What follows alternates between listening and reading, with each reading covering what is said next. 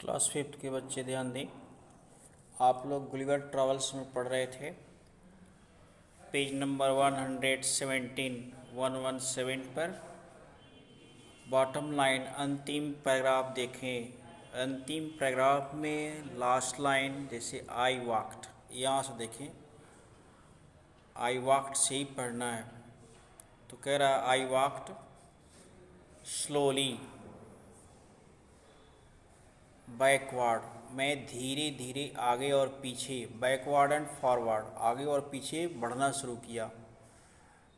Pulled of my hat and made low boat toward the farmers, मेरी टोपी को उतार लिया और फिर फूंकता हुआ धीरे से नीचे दूसरे फार्मर की ओर बढ़ा दिया। I try to speak loudly several language, मैंने उन लोगों से कई भाषाओं में बात करने की कोशिश की। Each time I did so the farmer who picked me up held his ear very close to me but in vain, जब जब मैं ऐसा करता था तो हर बार वह किसान मुझे अपने कान के पास ले जाता था, बहुत नज़दीक ले जाता था, लेकिन सब बेकार हो जाता था, व्यर्थ। The farmer took me to his house and placed me at some distance on the dining table which was 30 feet high from the floor. फिर किसान जो है मुझे अपने घर ले गया और मुझे एक मेज़ पर रख दिया जो ज़मीन से 30 फीट ऊंची थी, और वह मेज़ एक डाइनिंग टेबल था। Dinner was brought for farmer in dish which was 10 feet in diameter. भोजन उस किसान के लिए लाया गया जो लगभग 10 मीटर चौड़ाई में था। The farmer's wife crumbled some bread and place it before me, किसान की पत्नी ने मुझे भी कुछ रोटी के टुकड़े करके मेरे सामने रखे। In the middle of dinner I heard a noise behind me, भोजन के ठीक बीच मैंने अपने पीछे आवाज़ सुना। It was the purring of cat that was 10 time longer than an ox, यह एक बिल्ली की घुरघुराने की आवाज़ थी जो एक बैल से 10 गुना बड़ी थी।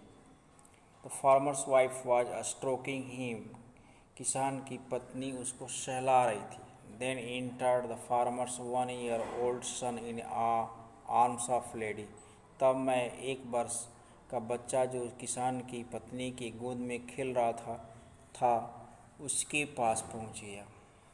On seeing me the child grabbed me from the table and put my head into his mouth, मुझे देखते ही वह किसान का बच्चा मुझे झपट कर मेज से ले लिया और अपने मुंह में मुझे डाल दिया, मेरे गर्दन को ही डाल दिया। आई shouted so loudly that baby dropped me, मैं इतना ज़ोर से चिल्लाया कि बच्चा मुझे छोड़ दिया। I would have broken my neck if mother had not held upon her me, मेरी तो गर्दन ही टूट गई होती यदि उसकी माँ अपने आंचल में मुझे नहीं पकड़ लेती या उठाती तो मेरी गर्दन, क्योंकि मैं उसकी आंचल में गिर पड़ा था।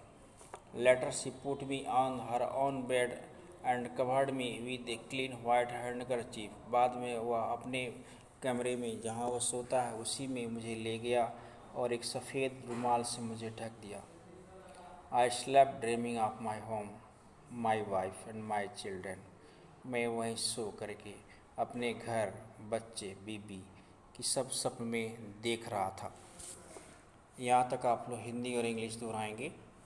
बाकी next article in next video will be send.